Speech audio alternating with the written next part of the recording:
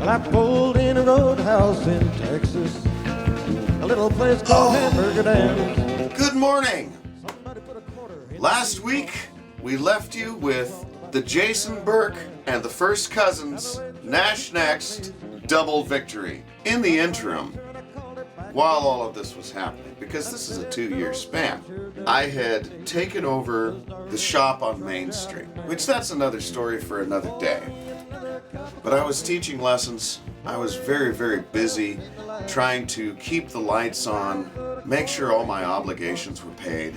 And that was one of the reasons that I had started taking jobs with Jason Burke and the First Cousins, because it was not really my intent to work with him long term. Nothing against him, but having he and I in the same group at the same time is a lot like having too many roosters in the hen house. Our personalities don't necessarily clash, but it's hard being in the room with both of us. It's kind of terrifying, probably, to all the other musicians that have to watch us bicker like an old married couple.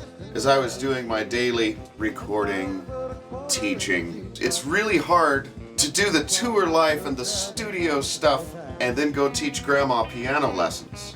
And so some of these things that I do, they're mutually exclusive. One day, a gentleman walked in. He had just moved into town a little while ago. Kind of lonely, he was looking for friends. I was only happy to oblige. Even though I'm around people all the time, this business is somewhat lonely. We struck up a conversation, and at one time he had played drums and done some things, but he had some health issues. Some very, very scary health issues that were in some ways detrimental to his mental health. He was having a very hard time. The music and my friendship was somewhat of an outlet for all of those things.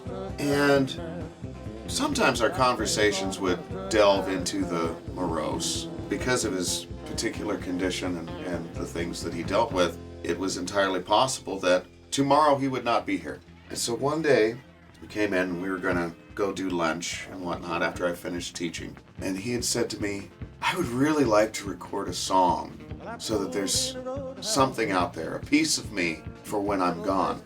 And that hit me on a fundamentally different level. I was like, whoa, that's heavy.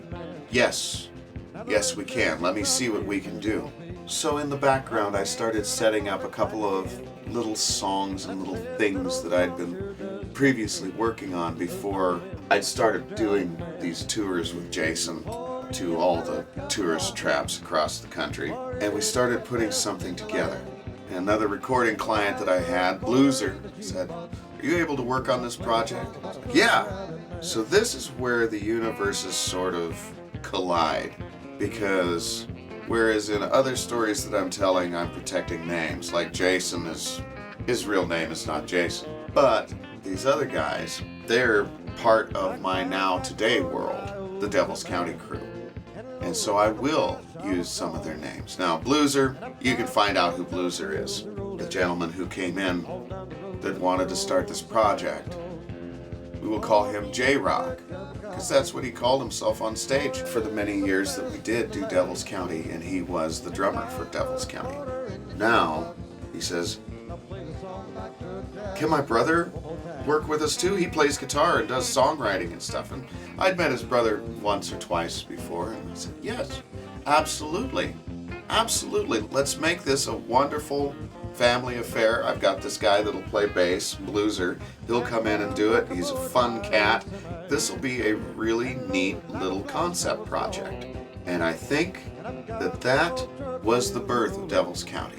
But it wasn't the tender that set it off. And we're going to talk about that next week.